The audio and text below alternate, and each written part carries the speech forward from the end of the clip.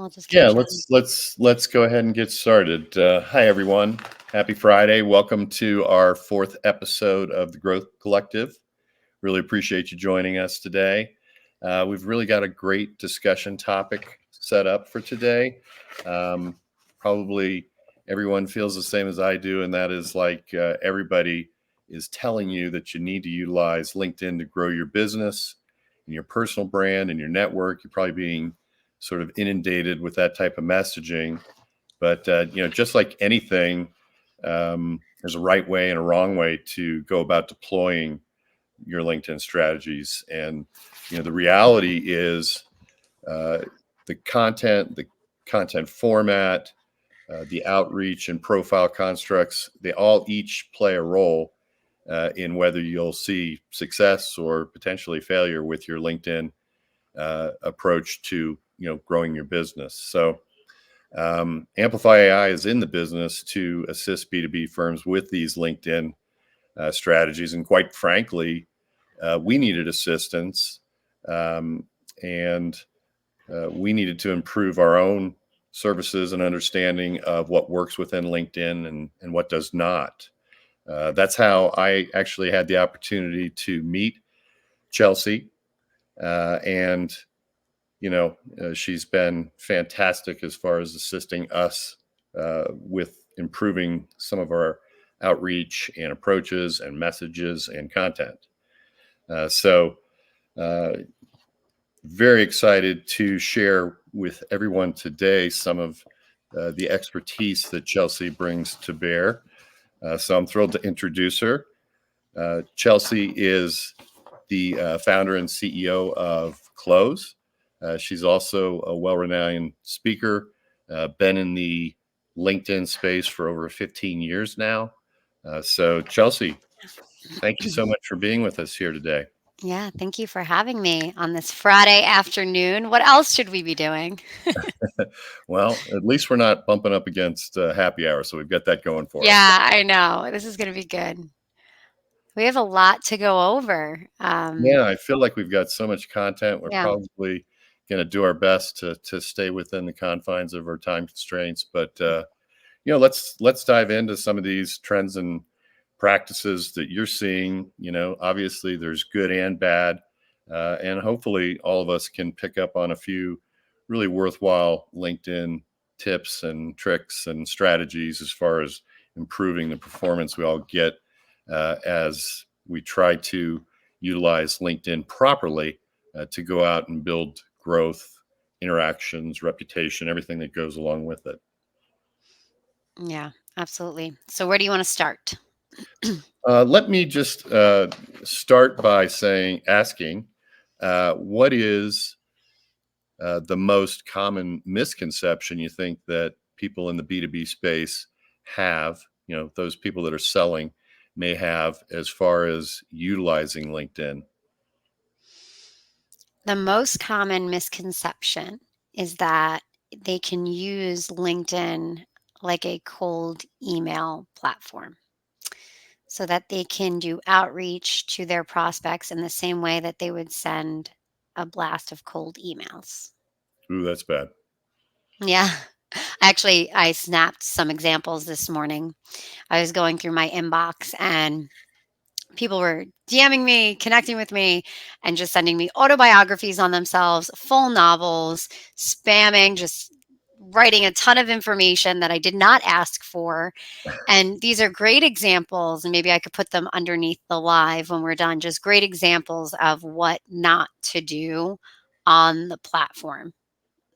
Yeah, there's lots of things that are, sort of just assumed as far as old school techniques that definitely you need to realize that LinkedIn is a different type of mechanism, and there's Mhm. a different protocol out there, even a different tone, maybe, because you're not supposed to be cold in your contacts. You're supposed to have some sort of connection prior to really speaking about anything. That connection is sort of central to establishing a relationship. Absolutely. And just because someone connected with you doesn't mean that they want to buy from you. Right. I think we all have to. You almost have to assume that you're connecting with them for other reasons, right? That should, yeah, the agenda is different. So when you're in sales and you're building out your SDR team, building out your sales strategy, there's going to be a portion of the day spent on cold calling, cold email, those sort of activities. And the agenda behind that, the intention behind those activities is to get meetings. Plain and simple. And so how many cold calls did you how many cold calls did you do? How many emails did you send? How many meetings did you book? Those are the metrics. That's how it's always been. But with LinkedIn, you can't measure success the same way. And you can't have an intention behind your outreach that's the same for cold email and cold calling. You can't have that agenda. Right. It's almost, well, it's not almost, it is sort of an assumption that you're connecting with somebody because you have something in common and there's an opportunity for you to each help each other. Yeah. It's like going to one of those networking events that I'm sure most of us have all been to. And you would never go up to somebody at a networking event and just say, "Hey, I'm Chelsea. I'm the founder of Close. If you have any B2B sales problems, I'd love to share how we can help you." And like, you would just never do it. And I've been selling for 20 years. It would be so weird. You would never do it in person. So you shouldn't be doing it on LinkedIn at all. Yeah, no, agree. And in fact, I have so many people that tell me stories about, as soon as they connect, within minutes, they've got the, uh, what did you call it? Pitch slap uh, Yeah. coming at them right Mhm. away. Yeah. Can we meet? Here's a link, book my Calendly. And people just automatically sort of shift their whole disposition towards that contact when that happens, or at least I do. I don't know if that's the case for everybody. I think it is. And even if you have a very useful service or product and you can solve their problem, if you go about it the wrong way, you're going to kill opportunities. Now, that doesn't mean you can't ask them a question related to the problem you solve. Oftentimes, when I connect with people, I will write something personalized and then I'll follow it up and say, "How's LinkedIn going for you?" Or Mhm. how's sales going for you? Are you going to reach your sales goals this quarter, this year? A soft question, but I'm not. Oh, do you want to get on the phone? No, nobody wants to get on the phone. I personally don't even want to get on the phone. Well, isn't the reality the person you're connecting with is going to say, "Oh, Chelsea wants to connect. Tell me, let's find out a little bit about Chelsea." They're going to go to your profile, and it seems to me like that initial impression is also pretty important as far Yeah. as not being perceived as just being predatory. Absolutely. The LinkedIn profile is important. But unfortunately, what happens is people will get a message before they even have the chance to look at the profile of a new connection and then they get turned off. So you have to be very careful the way you do your outreach. And then, yes, so in today's market, buyers are different, they've changed, and you have to change the way you sell to match the way a buyer buys. And the way they buy today is through content and their own consumption and their own self vetting and research. So, if you're doing outreach on LinkedIn, you definitely need a profile that's optimized, that looks like a landing page, very clear to understand, Hmm. visually appealing, and then also some content for folks to consume and learn more about you. Yeah, I think that's key because not only are they checking your profile, but they're trying to get a sense of your vibe or personality, or are you really out there to help them? It's almost like they're trying to determine if they can trust that person that they're connecting with. So that seems to come through in your profile if it's done properly. Absolutely. Trust building is huge. And that's, I mean, again, it's just how people buy today. They're 70% through their buying decision before they'll ever talk to a sales rep. They consume at least 13 pieces of content Right. before they'll even talk to you. So, yeah, you have to build trust. And the way to corrode trust is to send those spammy messages. The way to build it is to do personalized messages that are not lengthy, a sentence or two, and have a profile that aids people in their research. Yeah, definitely. So beyond utilizing LinkedIn mistakenly as a cold outreach email tool, which it's not, what are Yeah. the other sort of major faux pas mistakes that you see uh, B2B users making out there as they try to, utilize this network as a way to grow? Okay. Well, what I've been seeing a lot is that companies are siloing sales and marketing within LinkedIn. So, what I mean is, I'll talk to them about LinkedIn and they'll say, "Oh, we already have a marketing person for that," or "Our marketing team handles that," or "We have a marketing consultant." And I'll go to look at their LinkedIn profile and there'll be one or two posts and they're not performing well. There's no engagement. And in their brains, they think they have LinkedIn handled, but they don't realize the power of LinkedIn. It's so much more than just having your SDRs do some outbound connection requests and some spammy DMs and then having your marketing team do some posts. You need to fully embrace LinkedIn in all of its capacity and get your SDRs and get people on your team to be brand ambassadors on the platform for you. And marketing sales have to come together. They can't be siloed anymore, and all you have to get all the parts of LinkedIn working together to really be able to scale using the platform. Yeah, it's like it needs to be coordinated. There needs to be those groups participating, but it also needs to uh, sync up with and complement your website, because right after somebody sort of seeks out your company, looks at the website, the very next place they're going to go is your LinkedIn profile. At least that's what I'm hearing these days as far as a new buyer Mhm. process. And then it seems to me like the leader, the founder, the CEO, whoever is that sort of key person, maybe there's multiple. Um, it seems like they're checking them as well, just to say, hey, are these the type of people we'd like to engage with? Absolutely. I actually just did a LinkedIn Live and I have, just give me one second. I have the stat right here, so I have to say it.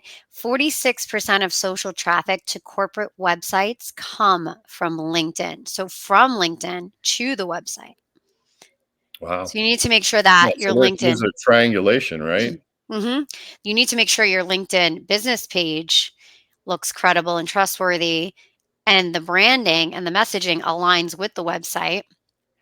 But don't expect your LinkedIn business page to ever be this amazing performer. It's not going to be. You're not going to have a ton of engagement, but your employees can have a ton of engagement if they build a brand, a personal brand next to your business brand.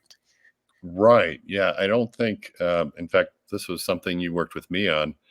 There has to be sort of a personal version of those executives, as well as, here's the business, here's the content, here's what we're doing, here's how we help.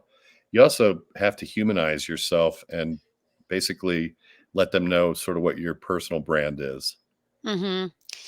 People connect with people. They don't care about businesses. They care about each other and they care about other humans. So you Yeah. have to humanize the sales process, and also people have, like you said this to me, Dan, it's changed a lot because people didn't have access at their fingertips like they do now. They didn't have a cell phone. So back in the 90s, when you called somebody and they answered and you started talking about something, you were the sole source of information at that point. Right. Right. But now they can go look up anything and everything. They don't need someone cold calling to inform them. So the whole thing has changed. You have to modernize your sales approach. Yeah, for sure. And it's almost, again, there's a triangulation. Everything has to be consistent and everything Yeah. has to be positive. I think about, something like HR services, something that's very competitive. Maybe there's five major providers.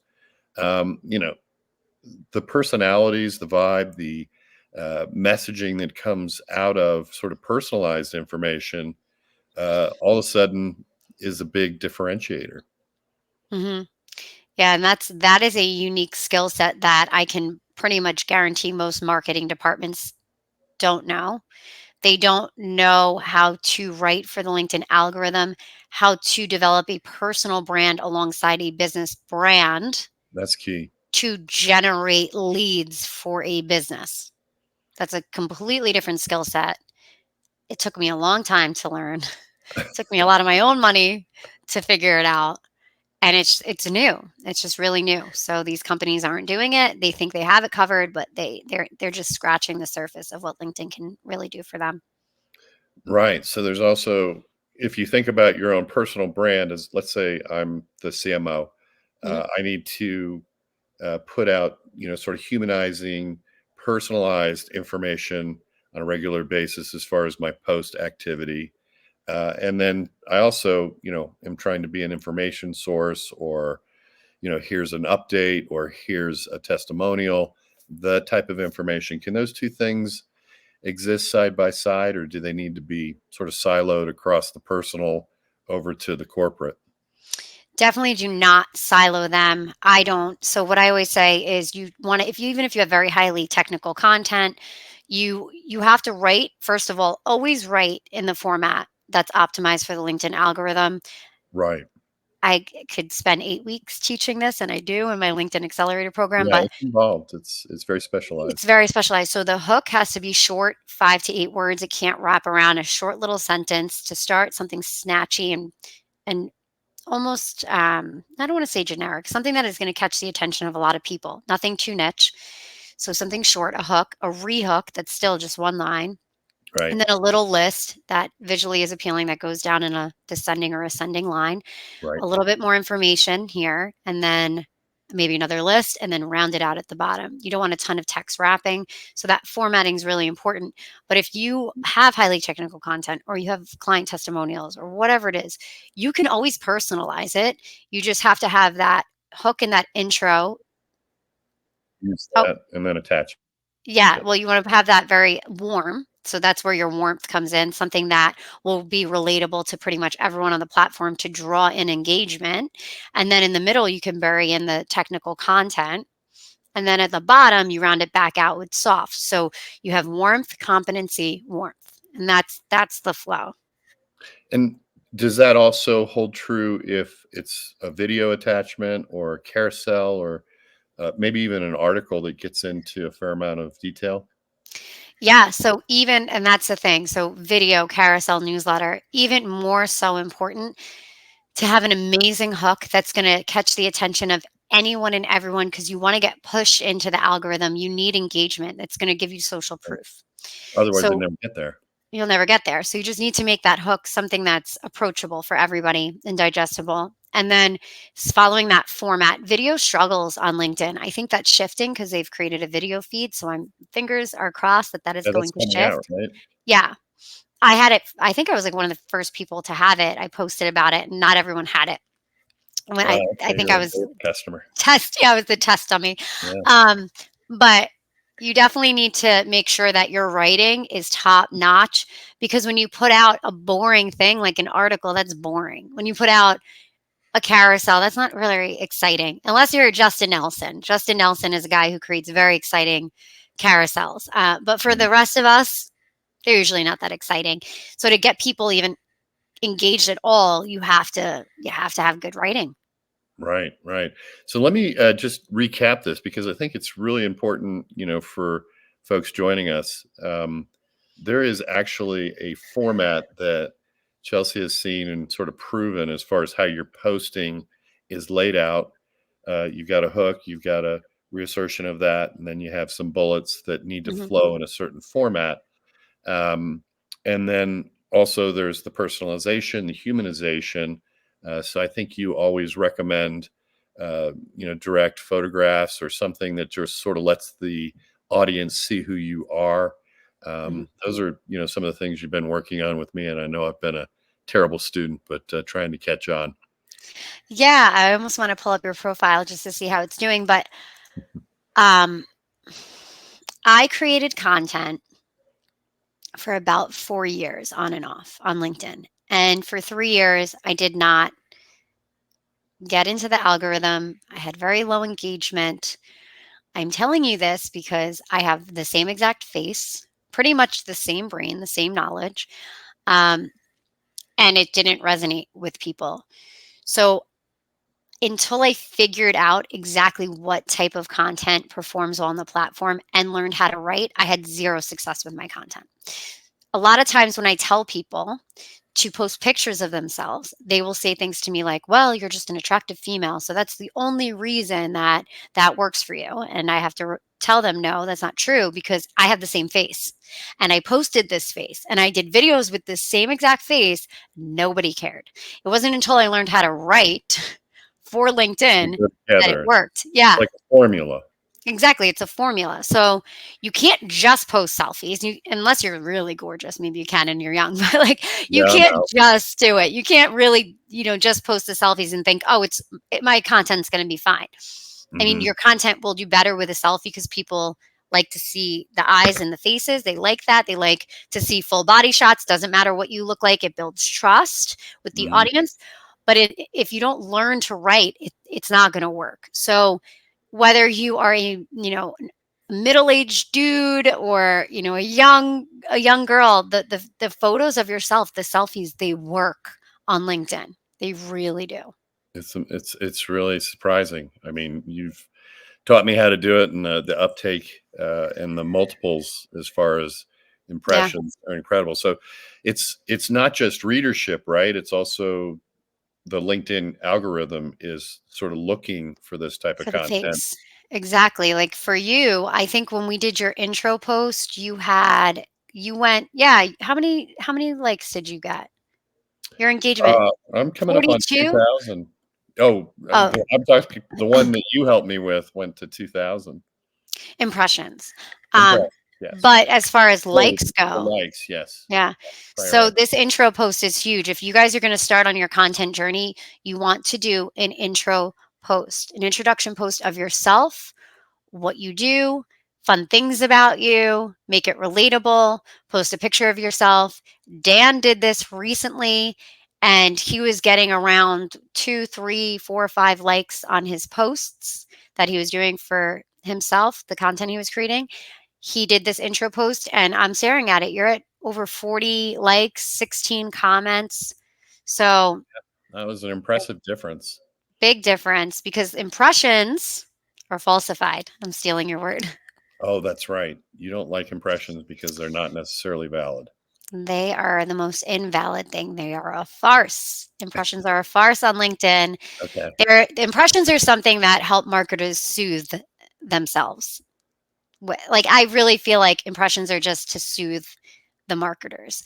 Um, Give you a fake metric. it's a fake metric. And on LinkedIn, okay, so LinkedIn counts an impression when somebody has viewed your post for 1/3 of a second, so a third, like Oh, that's nothing. 0.33 of a second. And not only that, not the whole post has to be on their screen.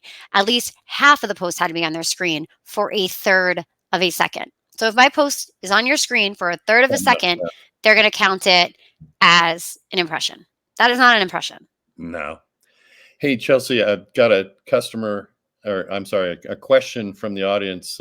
My Yeah. favorite Florida Gator, Gerald Loper, is asking, as far as LinkedIn goes, what could they do to improve sort of business use with LinkedIn? I'm sort of paraphrasing you there, Gerald. Yeah. This is Any- an awesome question. Yeah, there's probably a lot of things that come to mind there. Absolutely. So, one thing that I think would be really cool is if they could serve your content based off of your ICP, so your ideal customer profile or your target audience. And nothing crazy, but if you sell services and those services are only for folks in the USA and Canada, then why is my content being served all over the world? Oh, as far as the algorithm serving it up, yes. Hmm. Yeah. And maybe you only want to connect with people in the USA. I don't think that's a problem. I think you should be able to have some parameters on that. Maybe you don't want to accept connection requests from people in other countries. Uh, Hmm. my inbox is so flooded at this point with connection requests. I have to have somebody go through them for me. I have to hire someone to sift through people that could be potential buyers and then people that I could have real relationships with and that are within, people within my own ICP and my own network. I'm not interested in connecting with people from all over the world. I'm just not. Yeah. No, I mean, it's just noise when it gets down to it. So you have to filter that out. Yeah, I'll get solicited enough here in the USA. I Let don't me need get to be a telephone solicited call. by everybody else overseas. Yeah. That's great.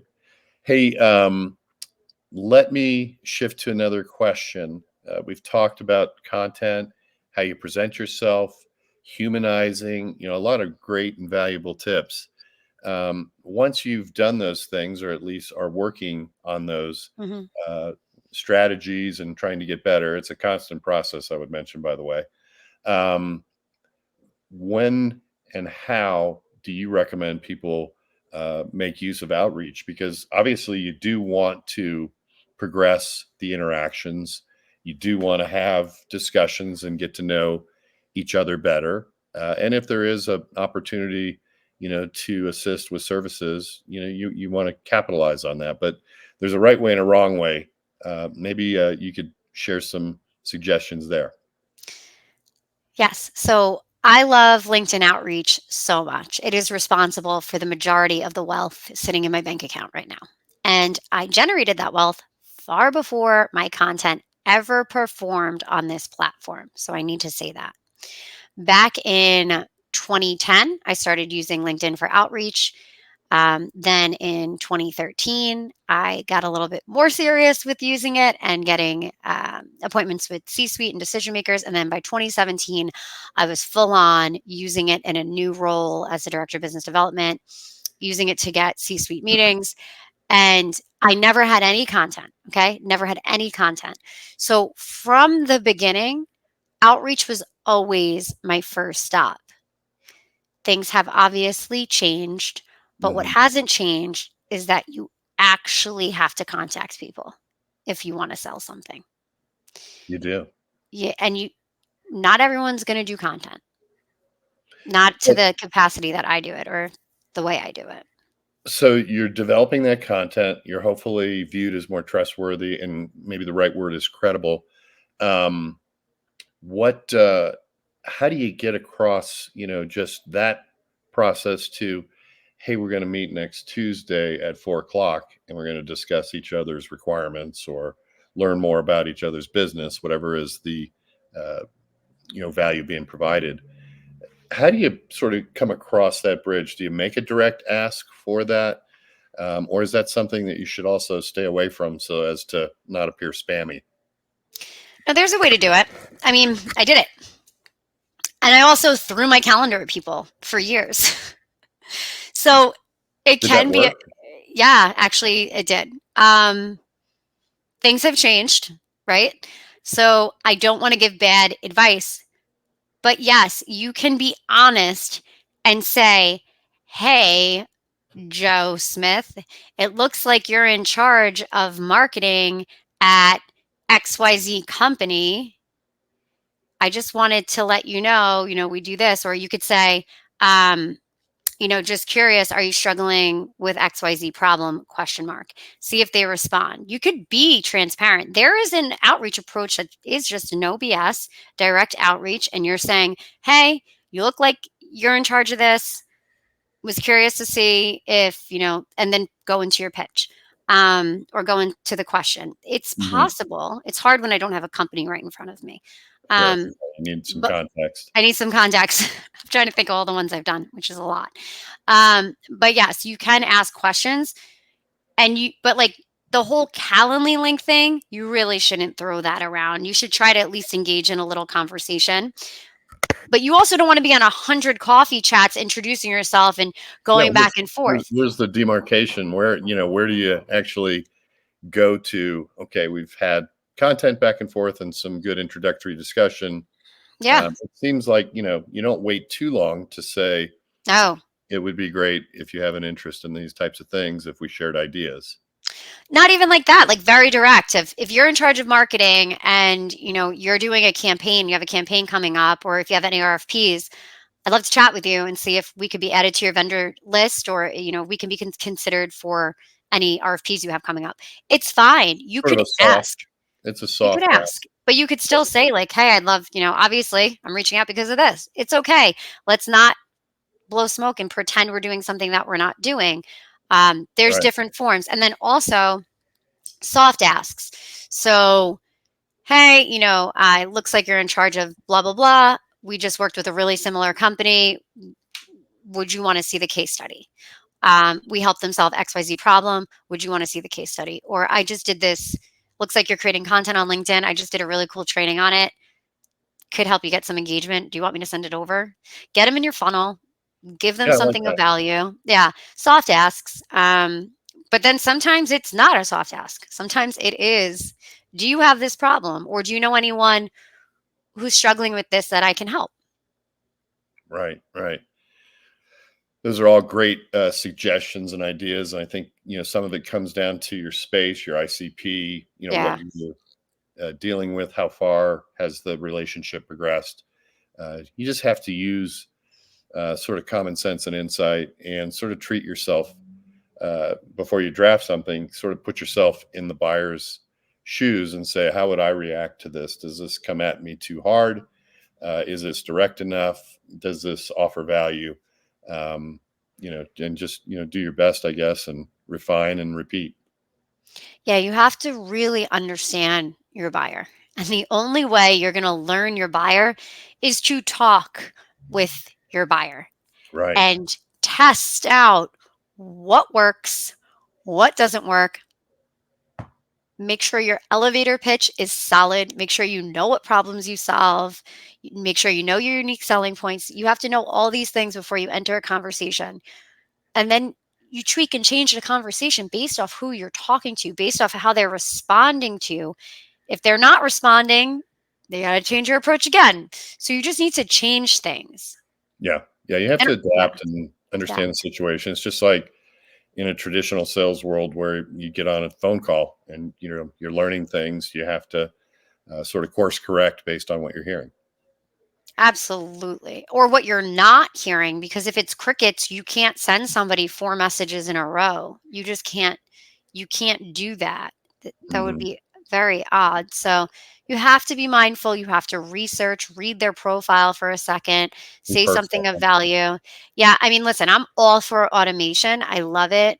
I am, a big, advocate for automation when it comes to LinkedIn, but there's a way to use that as well, Right. very mindfully, and you have to cut it off at a certain point. You have to be responsible and respectful. Otherwise, you just trash that trust you've been working on for potentially months. Yes, and don't be scared too to reach out to influencers in the buying process. So you're not going to probably be able to crack too many high-level CEOs, founders, C-suite on LinkedIn. A lot of them even have people like VAs managing their inboxes for them. Hmm. So you have to get to the other people who influence the buying decision and connect with them and ask them questions, and maybe they'll be more receptive to you. Yeah, if they're hearing it from a secondary source, that sort of adds to your trust Yeah, and but a lot of credibility. them aren't going to have a secondary source, Dan. A lot of these people that are going to use LinkedIn, they're not going to have any trust built on the platform. No one's going to know about them.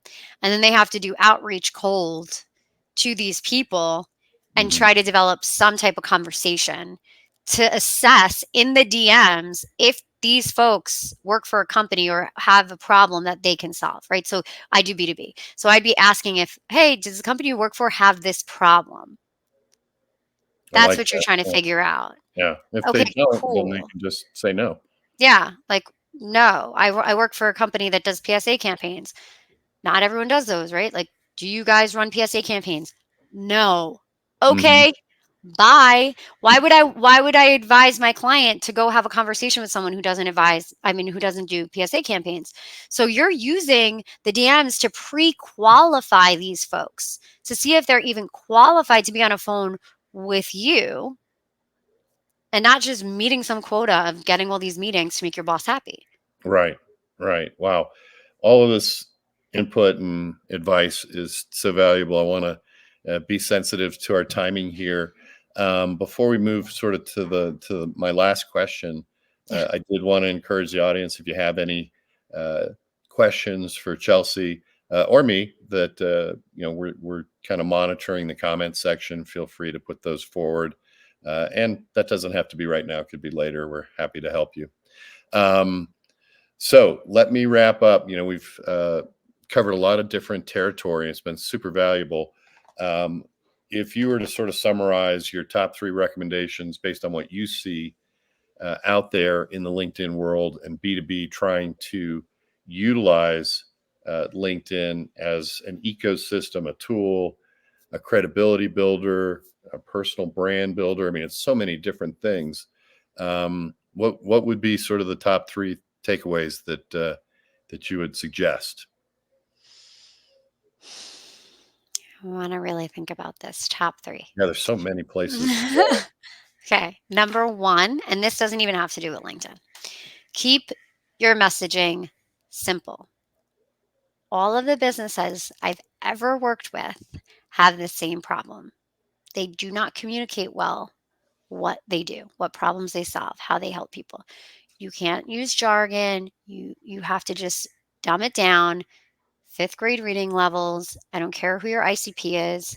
Yep, People I'm are guilty of that. overwhelmed. Yeah, they're going to come to your page. If you confuse them, you lose them. Make it so easy for people to stay on your page. So easy to digest your words. So simple. So Hmm. that is the first recommendation. Make it simple. Make your profile page simple and consistent, and your business page matching your personal page, matching your websites. So that's number one. Number two is with the outreach, get in the mindset that you are meeting somebody at a networking event, sitting next to a stranger on the train. And when you open a conversation on LinkedIn through the DMs, pretend you're in person and speak as though you were in person meeting this stranger. You would never ask somebody a million questions and then Yeah, rant that's on about mindset. yourself. Yeah. That's the mindset. That's really good. Yeah, just one question. Hey, I'm Chelsea. I'm the founder of Close. We help people with sales. How's sales going for you this year? Also curious, what do you do? It's okay. Ask two questions, but short. Hmm. Yeah, that's super valuable. I was at a luncheon yesterday. It was a networking type thing, and we were all talking, and this one gentleman wasn't speaking. So I was like, "Hey, we haven't heard much about you and what you do. Can you share a little bit of detail?" And he was real, sort of cagey about it. Well, I'm in banking, da da da da da. Yeah. And we had some conversation about some banking topics, compliance, and things. And finally, I said, "So specifically, what's your role at the bank?" And he's like, "I'm the president." So those little sort of simple questions, sometimes reveal a lot. Yeah. Am I asking the right person? Do you deal with this aspect? Yeah, yeah, that's good.